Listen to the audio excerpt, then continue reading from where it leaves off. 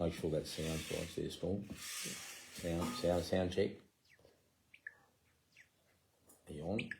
Sound check. Takes a couple of minutes. 1, 2. 1, 2, 1, 2, 1, 2. Sound check. That one's right. So that one there must be a go. All systems go. Happy days. Wait, hold. Get ready to kick off. I'll have a drink, Storm, while you're doing it. Getting organised. Good afternoon, everybody. Hey, hope everyone's had a great day this afternoon. Oh, what's all that racket going on? We good, Storm? Yeah, we're good to go. Go, little man, how you going? Don't knock that speaker over, boy, I'll dog you. Lucky you can't see little man, his bollocks naked on my dining table. Just thought we'd have a change of scenery. Actually, truth be known, over in front of me fireplace, Storm's knocking up some homemade pizzas this evening, so got to try and keep it as short as I can because I don't want to miss out. So homemade pizzas in the pizza oven, wow, you've got to be happy about that. You pay the big money for that sort of stuff, especially homemade, Storm. What do you reckon? Yeah, good to go, mate. No problem. Hey, I hope everyone's had a great week. We've had a flat-out week as usual. It's we've sort of been on the go this week. A couple of tiny house deliveries. They were supposed to be on one on Thursday and one on Friday, but there was a few complications and stuff like that, so they ended up both happening on the Friday. So, and nothing like boxing it all into the one day to create a bit of excitement. So, but yes, it was a fairly full-on day. But truth be known, the first tiny house delivery, it was part of it was the fifth film shoot of a TV series we're actually going in, and we're actually in. It's a 6-episode show, and on Friday's delivery was the 5th episode of the show, and it was pretty insane. The actual cameraman is a little bit blown away. He says, Rick, are all deliveries like this? I said, yeah, man. It just doesn't get any better than this, mate. She's always on the go, you know. So we're just chopping down trees, getting bogged near rolling the tiny house, and it was just crazy stuff. And anyway, old mate reckons he's going to do a film shoot. He's going to send it over to the States. He reckons there's something in it. So we'll see what happens. But yeah, it was a funny day. It was a fairly full-on day. Luckily the deliveries were actually local. And actually, I want to give a shout out to Michael Harris. What a legend. This guy's on call. Every time I'm doing a local delivery, I'll keep him on the hook. Hey, Michael, I hope you're not milking cows right now, because I need to pull a tiny house out of the bog, bro. Can you help me out here? And up he comes in his 100 horsepower, 7-ton tractor, mate. We just pull it straight out, no problem at all. So, yeah, fairly hectic week, closing out the week anyway, and but it was pretty exciting. But listen, hey, if you've got any questions, make sure you belt them up on the screen. I've got my glasses on, so I should be able to read them. Got Instagram, Facebook going on here, so she's all happening. So if you've got any questions, make sure you belt them up on the screen for me so we can, I'll try and answer them as well as we're going through. But I've got a mountain of questions here as well, so I'll crack straight into it, and we'll see how we go, eh? So first question, do you need a special license to tow a tiny home? Well, truth be known, you don't need a special license apart from a truck license. So the tiny home itself, you don't need a license for. It's like, I guess, towing a caravan. But the actual truck itself, because especially if it's a 4.5-ton tiny home, you do need at least a 4.5-ton truck to be able to tow that tiny home, or a Dodge Ram, so which are rated to tow the 4.5 tons. So whichever way you're going, Dodge Ram, obviously you don't need a light rigid truck license, but with your trucks that have got a GVR of about 16 ton or whatever, you definitely need a light rigid license. So tiny homes, most tiny homes around Australia 2.4 wide, so it's like just coming under the caravan code. So they're 2.4 wide, 4.3 high. So you don't need any special license, and there's no curfew hours and stuff to drive them around. But with our homes, our larger homes are 3 metres wide and 4.6 high. So in that case, you just need to check your specs of where you're driving. There is curfew hours for the larger homes or oversized vehicles. So you don't need a permit in most cases, but you do need to check out the regulations on the oversized load areas that you can actually drive, you know. Number two, will you deliver to Darwin? This is actually, this comes from Tom, potential future client. Want to know if we deliver up to Darwin. Yep, we can. Actually, I did my sums on the distance up. It's about 5,500 k's. I thought Cairns was a long way. That was 2,500. Thanks to Grills, he got up there safe and sound.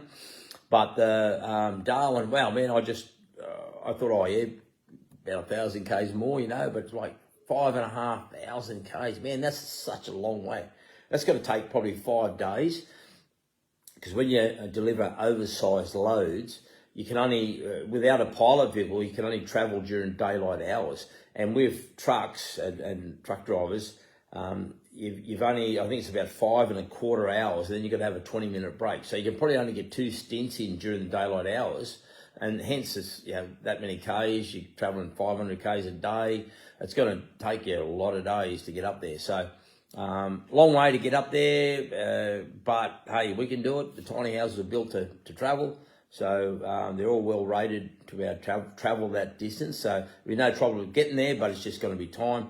And we've changed our pricing now because we're sort of coming out backwards on the deliveries. We were just charging $3.80 one way, but we've at the end of the day, when you do the sums on it, we're actually coming out backwards. So we've gone to the standard rate across Australia. In most cases, all deliveries, not only us, but other trucks and whatever, it's about $2.80 each way, because obviously our truck's got to come home and it's got to use fuel and hours for our drivers and stuff like that. So it's $2.80 each way per kilometre. So if you want to do your sums, if you're interstate from us, if you want to get an idea on the delivery costs, $2.80 each way. So work out the Ks, get on the Google, on the sat nav, work out your distance, times it by $2.80, and then times it by 2, and that'll be your delivery costs in most cases. Now, we actually say delivery to the gate because we don't know what's happening inside the gate. Like Friday, I had 2 deliveries to the gate, but obviously I had 50 metres to get them inside the gate, and that was just bedlam. Oh my gosh, it just... I've actually got a bit of a flesh wound on the nose there. It's probably faded a bit now, but I T-boned the front end loader on the tractor that I was driving the tiny home in with on Friday. It was straight on. I actually went airborne, straight on my back, and old mate got the camera going. He said I was going to stop, Rick, but I just had to keep filming, you know. We just kept the camera blowing, and but anyway, she's all on camera. What a classic! Jumped straight back to his feet and grabbed the shovel and had to try and dig this puppy out, you know. So we ended up getting it out. And, of course, we needed a bigger tractor. The small tractor was just too small, you know. Number 3, the custom Dawson you put up for immediate delivery, is it still for sale? In actual fact, the custom Dawson that we had up for sale, that did sell. We had quite a lot of interested parties. We put that out to tender. There was a 5-day tender period. And there was actually... We had 2 people that were really keen on it, and we also had another lady that came in on the bell on the tender day. So we received 3 tenders, and that home did sell on the actual tender deadline date. So, and hence that was the actual tiny home we delivered on Friday. Wow, it just went bam! It's in there, bought, sold, delivered, just like that, bam. So that was. Talk about jumping the queue. That was really jumping the queue. It doesn't get any better than that. So yeah, the Dawson, that Dawson model did sell on the day. So, but thank you for your inquiry. We don't have any other customs this side of Christmas, obviously, and I don't think our next custom's coming out till early February. But other than that, it's just a heap of client homes that are happening. We've got them well under construction, you know. Number 4, the new model you have for... Oh, I've read that question. Oh, no, hang on. No, I haven't read this one. The new model you have for sale, what is it called and what price range will it be? Okay, that's the new model. Okay, this one here, it's sort of a little bit like our Maverick and a Dawson. It's sort of in between. What it's actually got, I think you really need to be an 8.2 to make this model work. 7.2 is going to be too short, okay? It's got a ground floor master bedroom. It's got your 2 lofts upstairs. It's got the central stairwell, which is perpendicular to your doorway. So you walk into the home. If you depending on the orientation, swing to your right, you've got to walk. You've got a hallway. You walk past the bathrooms. The bathrooms on the side, so you walk past the bathroom, go to a master bedroom downstairs. Okay, so queen size bedroom downstairs. Now remember, all of our beds we design, or our bedrooms we design for our master bedrooms to be island beds.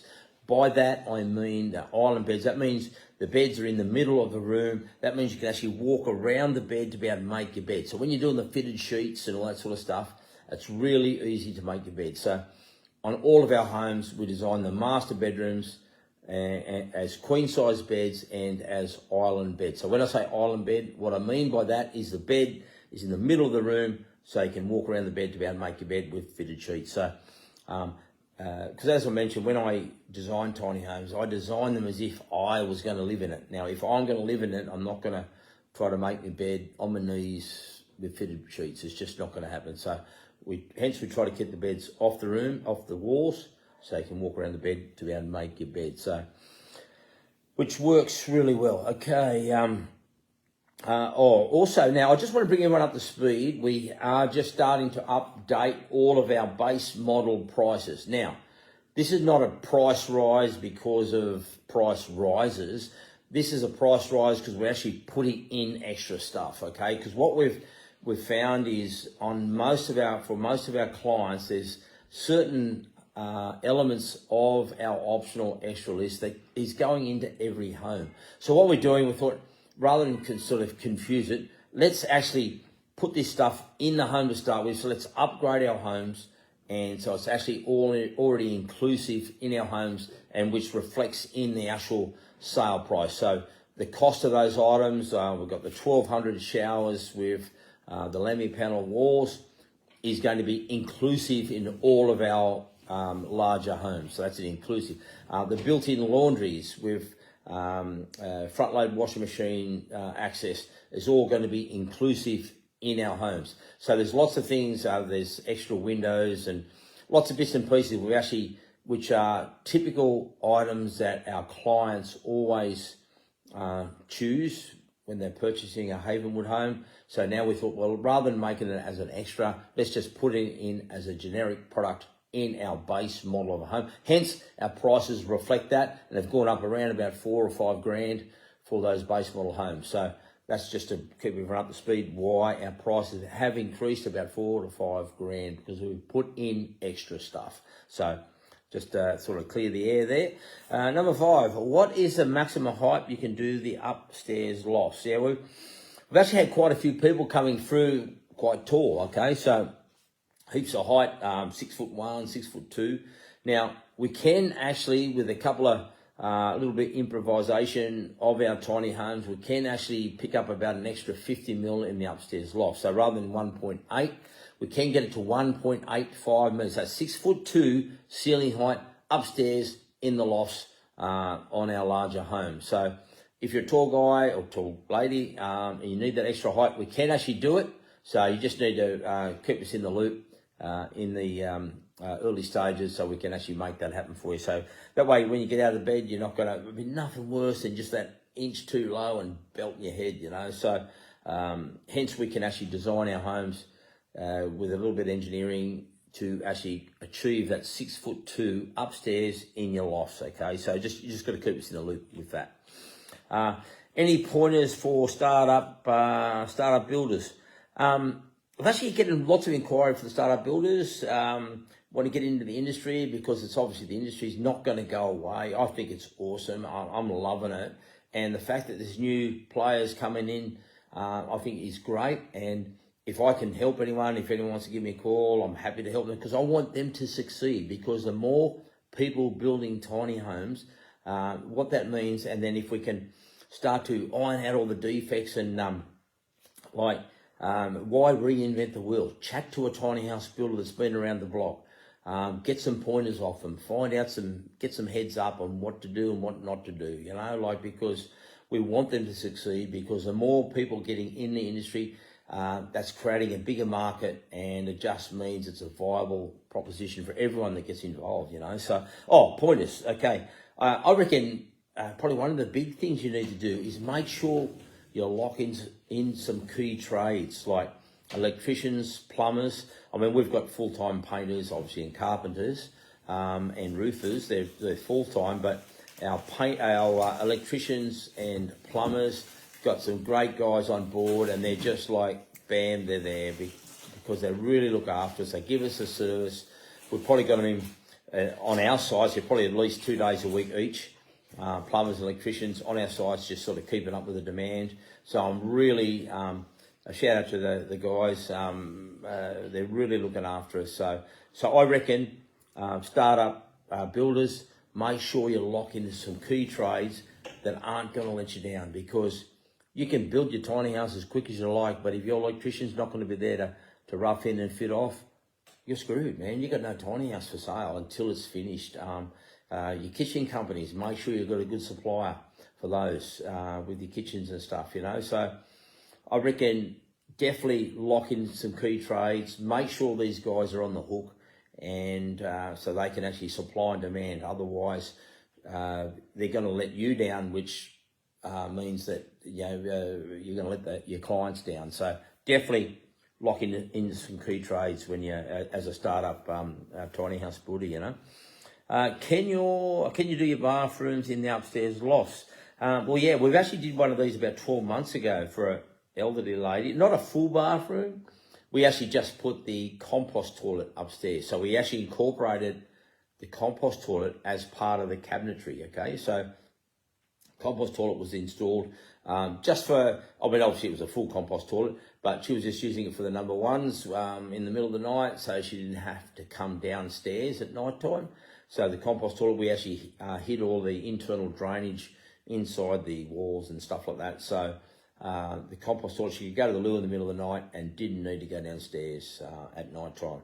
And that way there's really nothing to empty, because the fluids drained through the compost toilets and they were gone, So yeah, that worked well. But a full bathroom, no problem doing that. Obviously there's a little bit of design elements come into play, but we haven't done a full bathroom yet. But hey, no problem. If you want to do it, just talk to me, we'll make it happen. No problem at all. What else have we got here? I was looking at installing a tiny home in the snow country. How will your roofs hold up to the snow? Well, if you're going into a full-blown snow area, like I'm talking like a metre of snow, a lot of people forget how much snow weighs. It might look soft and fluffy, but when you start packing it on top of a roof, a flat roof, or our roof's 3 metres wide and 7.2, 8.2 metres long. I mean, you could have a ton of ice sitting on your roof. So flat roofs in the full-blown ice areas, I won't do it. We only do our pitch roof models in the snow areas, like full-blown snow areas, because that way there's only a certain amount of, because our pitch roof models have 45 degrees. The 45 degree snow will run off, and not only that, the configuration of our 45 degree with a small flat section on the top, there's only a minimal amount of snow that can actually land on top of our tiny homes. I'm guessing maybe half a ton of actual snow on top of the tiny home. But you start packing, 2 and 3 ton on top of a tiny home, hey, scary stuff. So I wouldn't like to be underneath it, put it that way. So yeah, we can do it, but there's certain things we recommend for the full-blown snow areas. Listen, we're talking about country and stuff like that and farmers. Listen, I'm only a weekend warrior when it comes to farming, okay? I've got about 30 odd head of cattle. I just lost another calf. I wasn't this morning just doing the rounds around the cattle, and the poor little man, he's got stuck in the fence because I've had deliveries and setting up for deliveries. I didn't get a chance to check on him for 2 days. So in 2 days, the poor little man, he's got stuck in the fence. He's totally dehydrated, he couldn't get out. And I've got down this morning, like, man, if only I was there a day earlier, he'd have been alive today, But unfortunately, I get down there, he's probably about 2 months old, and he's dead. So, I mean, it's just heartbreaking for me, man. Like, He's a poor little calf. He's just gone through 9 months of gestation. He's come out the back end and he's good to go. He's healthy as, but he's got caught in the fence, sloped paddock into a chain wire fence. Couldn't get out, man. Man, it's just heartbreaking for me. So I really feel for farmers. I mean, in 2-3 years of having cattle, I've lost a cow to Tyleria, 2 to worms, another one with septic joints, another one under foul play, another one caught in the fence. It's like, oh my gosh, I've lost 6 head in 2 years. It's just, I mean, it's just crazy. And I'm really, so yeah, shout out to all the poor farmers out there around the place, because I tell you, that's for them, for a farmer, a cow, you know, today's value maybe $2,000, $2.5 grand. I mean, that's just gone straight out of their pocket because their cows are dead, you know. So I thought cows were easy, but it takes a lot of work to look after cattle. You might just think they eat grass and it's all good, but yeah. So I just want to give a shout out to the farmers around Australia right now, man. You guys are just happening. I love your spirit. Just keep at it and just keep with it. I mean, I'm fortunate. It's not my sole source of income, but right now I'd be spewing if it was. But I'm disappointed for my poor little calf, you know. So very sad, but we move on. What compost toilets do you recommend? Well, in all of our tiny homes, we actually install standard compost toilets in all of our tiny homes. We use a model called the CM2 by EcoFlow. This is, to me, it's a real foolproof system. It just works and it's simple, it's cost effective, and obviously it's included in our base price. The next model up from that has actually got rather than the compost getting the solid staying in the bucket inside the tiny home, the solids go through a huge hole in the bottom of the toilet to a catchment area which is outside the tiny home. There's a little bit of mucking around to actually empty that compost area, but you don't have to empty it as much. And I think psychologically, people sort of would rather poo outside the home than in the home. So, but I mean, really, if you're going off grid, you really need to toughen up, princess. You know, like just it's your poo, work it out. You know, so. And then, of course, you step up to the micro flush. We've just installed one of those. We've just got to commission it yet for a client. And then from there, you go up to the Cinderella model, but actually nukes your poo. So turns it into a 20-cent piece. But, I mean, you pay for it too, like $8 grand or something like that. I mean, wow, I think I'd rather just empty the toilet myself for $8 grand. But anyway, horses for courses. So what else we got here? Do your 3-metre homes meet the caravan specifications? I mean, we get this question heaps, man. How do we get our tiny homes on the road? And why isn't anyone else doing 3-metre homes? And do they meet the caravan specifications? I mean, I've been delivering tiny homes so far all up and down the eastern seaboard, interstate and whatnot. I've done a lot of homework on this. I've done speaking with the RMS, speaking with the councils. So our homes, in short, our larger homes, the tiny home is detachable from the trailer. So in short, we've got a registered trailer at 2.4 metres wide, carrying an oversized load, which is 3 metres wide. It's bolted on top. Okay. So when I'm on the road, I've got a registered trailer carrying an oversized load. As soon as I drive off the road onto your property, I've now got a caravan. Okay, it's the council's definition of a caravan and the Caravan Association's definition of a caravan is a relocatable home on a registered trailer or registerable trailer, and that's exactly what we are. So we do meet the code, we do meet the caravan code specification. So. But if you've got any concerns, just give us a call. I mean, we're doing it, it's happening, and it works, you know. So, but the difference is, I sort of chat to a lot of people about this. When you buy a home, there's 2 reasons you buy a home. There's price, and there's cost. I mean, the price you've only got to pay for once, but the cost is you're going to live in this home, especially if it's a permanent dwelling for you. A lot of our clients are permanent livers. They're going to live in these homes permanently. So that cost of going from either a 2.4 metre home up to a 3 metre home, that's what you got to live with. Okay, so but when you start talking tiny homes, 600 mil is a lot of space. Okay, there's a lot of room when you go that extra 600 mil. It's like putting a huge extension on a house, but you can't do an extension after you've bought the tiny home. It needs to be done up front. Hence, our homes more so designed for owner-occupiers, not just the B&Bs. You know, we've got our B&B models. Of course, we do the 2.4 metre homes, so if you're keen on them, no worries, we can build them as well. So just depends which way you want to go. And if you're looking for a long-term stay, I recommend the 3 metre homes. I reckon there's just heaps more room, so which is awesome. Number 11, can you do a roof deck on your homes? I'm assuming by this question they mean the deck up on top of the actual roof itself, okay? There's a few complications with that. I mean, obviously we can do it, but there's waterproofing issues you need to think about.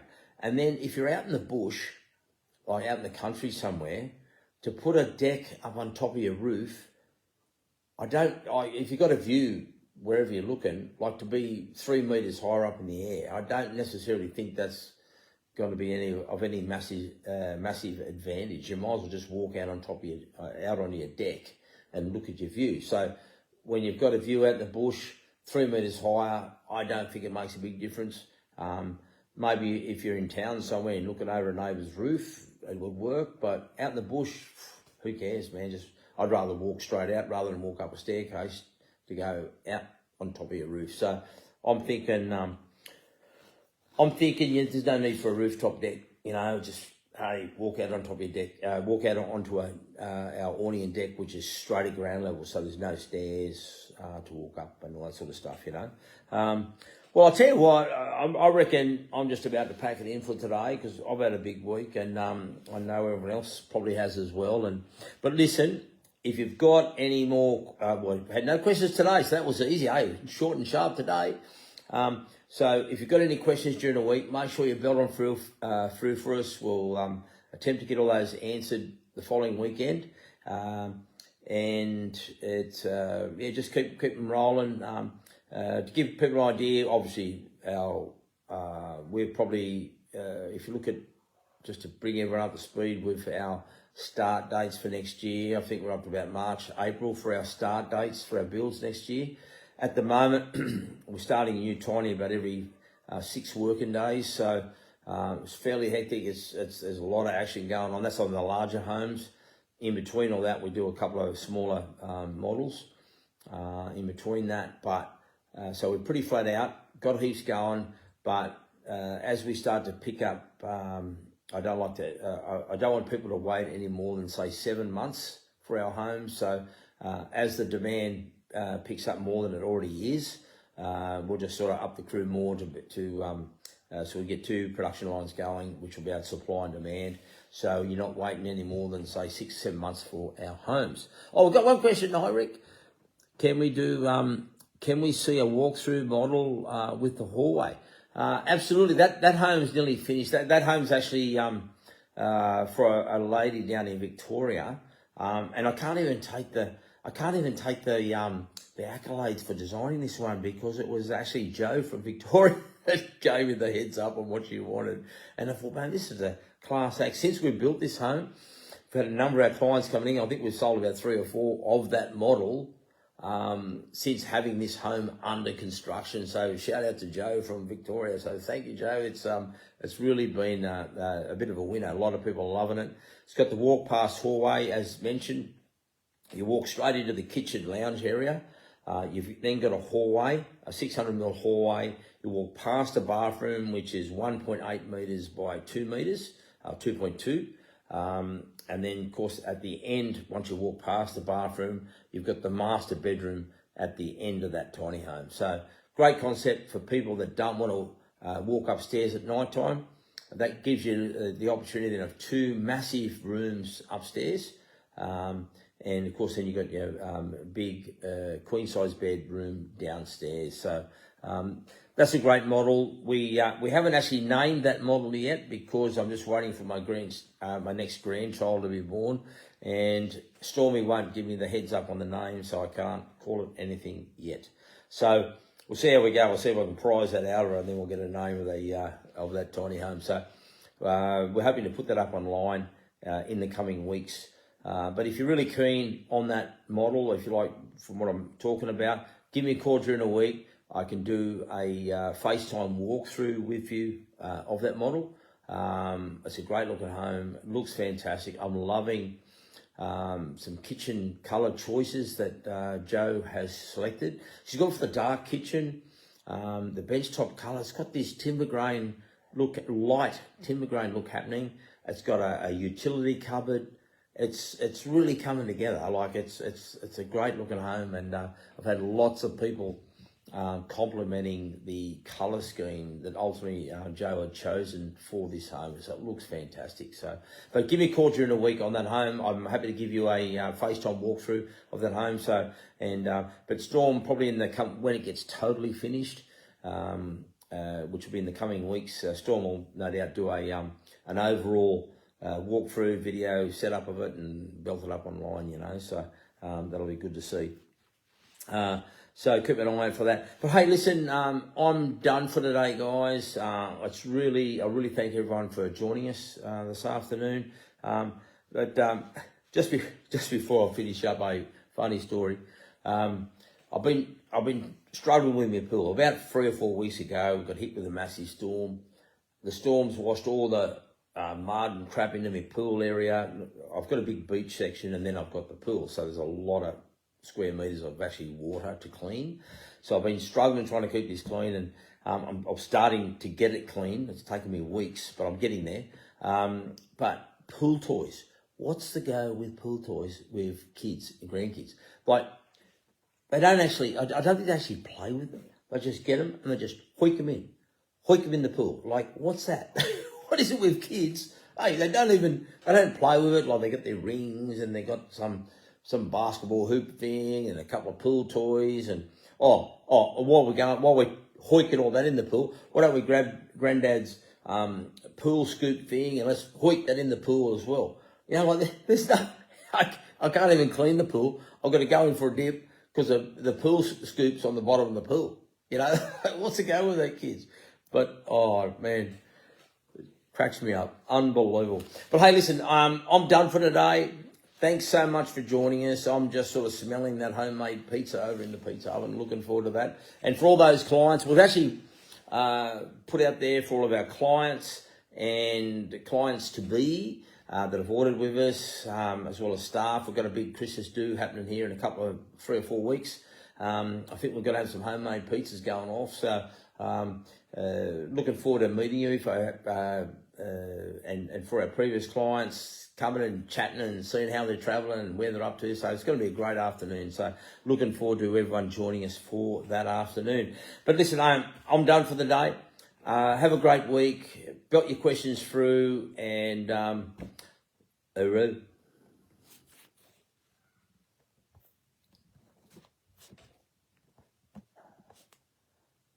Where are we at here? Come on, Rico. You've got this, mate.